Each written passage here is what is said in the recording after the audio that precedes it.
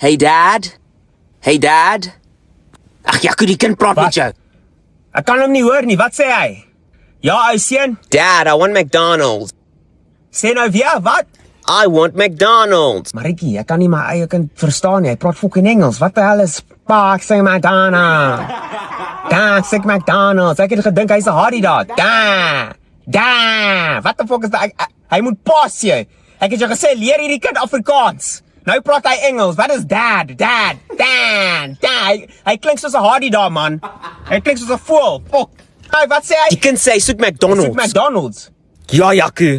Ek het nie geld nie man en fok, ek kan hom nie hoor nie. Wat se Engels praat hy? Da, ek sê McDonald's. Ek kan hom nie hoor nie. Ek sê McDonald's. Hy klink soos hy wil sê, "Pa, ek sal jou donder," maar hy sê dit in 'n aksent. Da, I want a donor. Da, ek sal jou donder. Ek dink Now the McDonald's. And I'm like, nah, bro. If my father ever did that to me, nah, that's crazy. Oh, you just don't talk back.